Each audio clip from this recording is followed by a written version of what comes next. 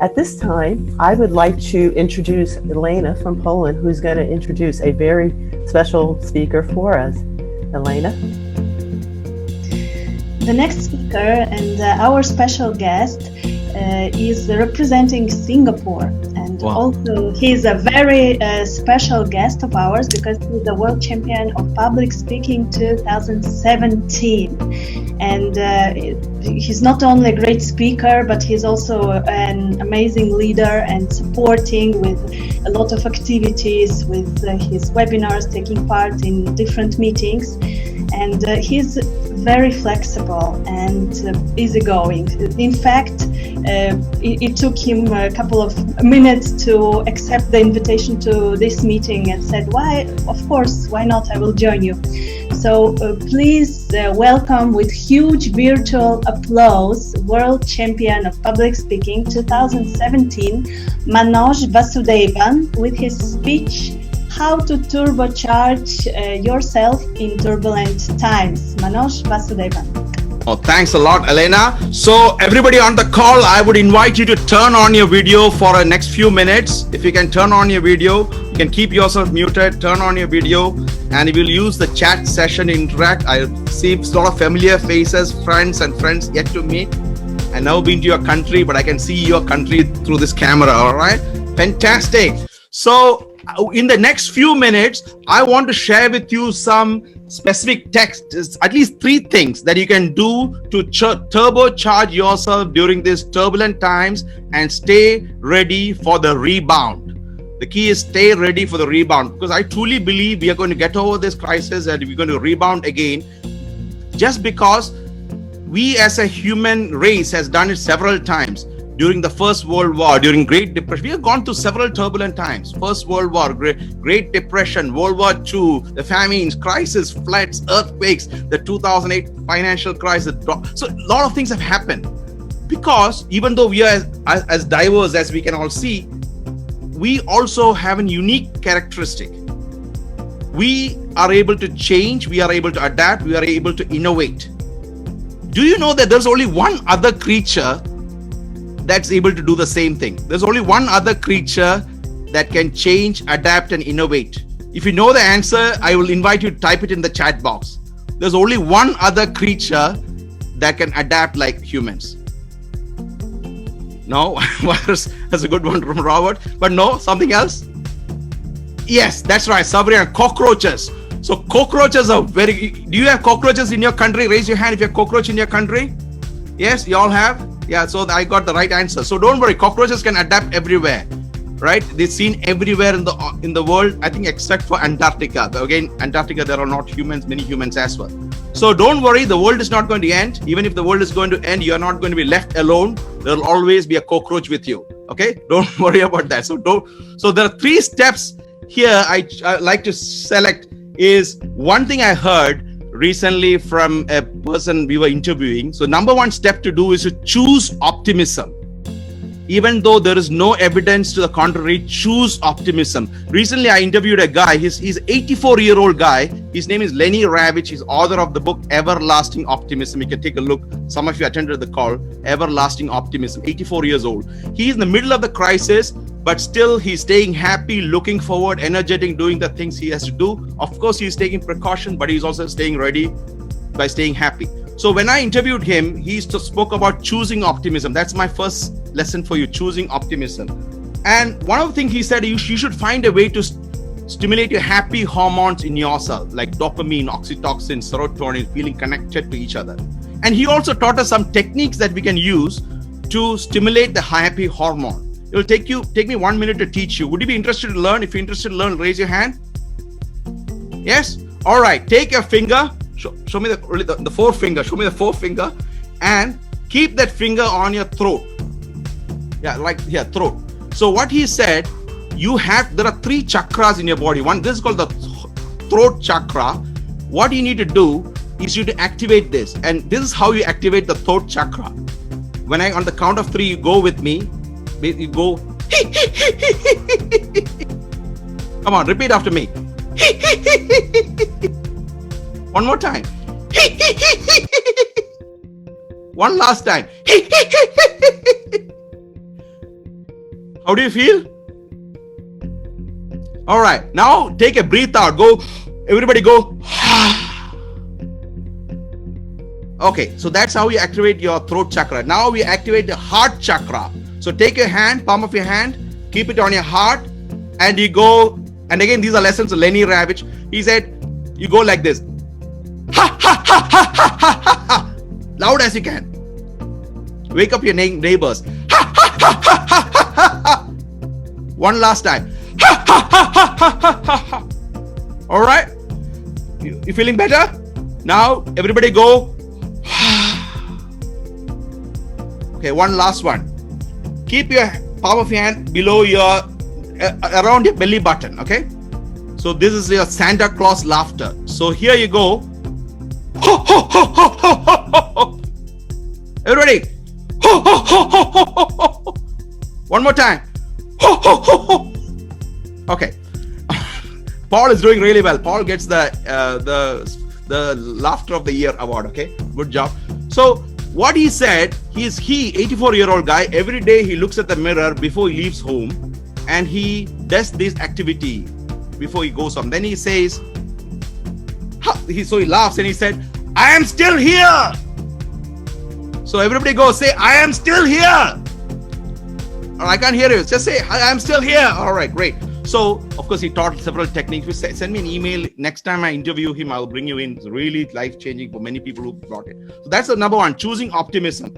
Number two is to increase your discipline and reduce your distraction. Increase your discipline, reduce your distraction. Do you remember a time when you used to say, I will do that when I have more time? I will do this when I have more time. This is the time. This is the time, right? If people can still do what they plan to do now, that means what they lacked was not time, it was discipline, right? So work on your discipline. So what I figured out to do is to start every day with a to-do list. And this is a struggle for many people. They have never worked from home. So a lot of people I'm coaching in leadership coaching, senior leaders, they're not used to working at home and doing their work, right? So the one thing that works is before you start your day, look at the to-do list for the next 7 days. Next 7 days, not just today, next 7 days. And during the day, you stay focused and get things done. And less news. Do not watch the news every 3 seconds, right? Every 3 seconds, checking how many people affected and all that. People are in charge of that, right? There are people looking after that. So you look at what you can control and what you need to do, then you can get ahead of that. So start your day with the to-do list, stay focused, and end your day, at the end of every day, end with gratitude. Saying, I am still here, right? So it's just saying gratitude, and of course, several other things you need to be grateful for. What I am doing now is I'm doing a 30-day gratitude challenge. I'll paste that into the chat box. You can look at it. So every day for 30 days, so that it becomes a habit, right? So these are all elements of staying focused, staying positive, and getting things done. So the number one was choose optimism. Number two was increase discipline, reduce distraction. Number three is to make plans for the future.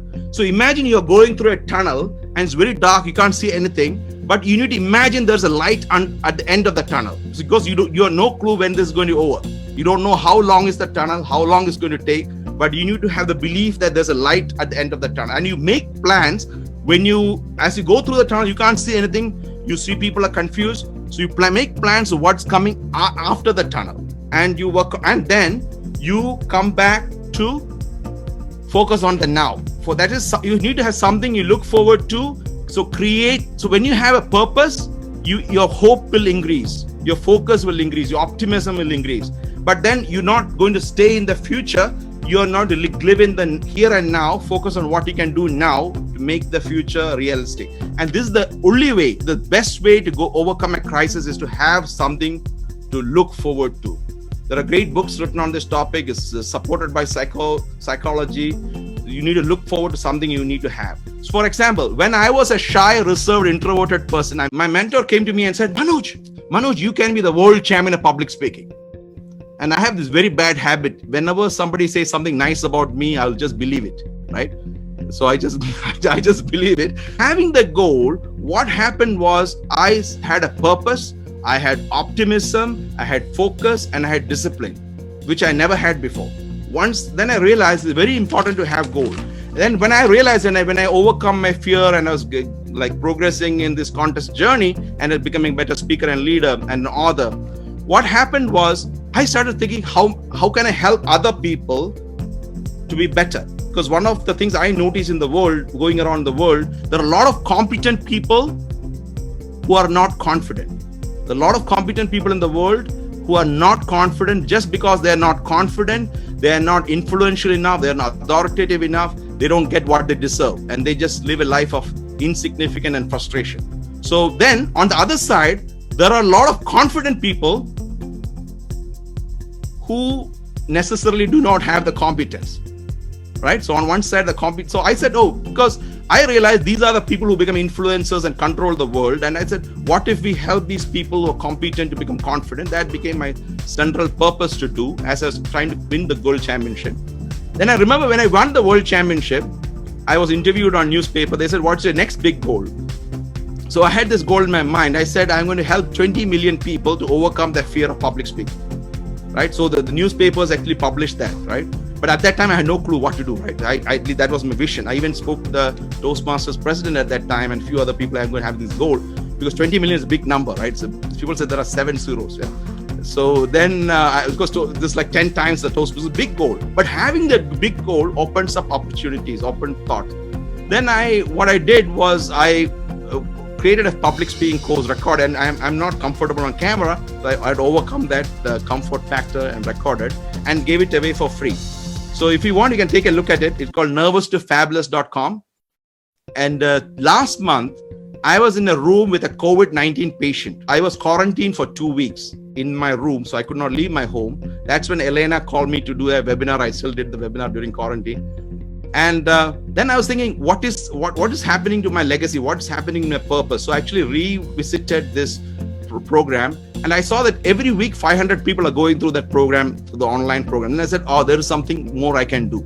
So my invite to you is take this time, have the focus, have the discipline, look at your competency, look at what you can add, contribute. Because what I have realized in my life is that the best exercise for the heart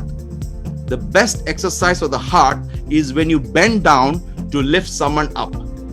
When you bend down to lift someone up. So look at your competency, look at your contribution to the world, and then I'm 100% sure there's something you can contribute. But you need to sit down, reflect in this God-given time where you sit down and write down that thing you always wanted to do and make plans for the future. So my friends, all the links I said, I'll paste it on the chat box. So my request for you and my wish for you is, of course, to stay safe and take precautions, help others in need, because this is the time where the question is not how can I survive? The question is how can I serve? Then your entire thing shifts. So you're looking up from your worries. So look up, look around, look forward, and stay ready for the rebound. Over to you, ELENA. This is what I like the most when he mentioned, how can I serve? Look up, look around, and get ready for the rebound. I think that's the most important. I must tell you that I enjoyed Manoj's inspirational speech. I've known Manoj for quite a while and I've heard him very often. But today he was splendid, especially in this time where his inspirational speech was very relevant.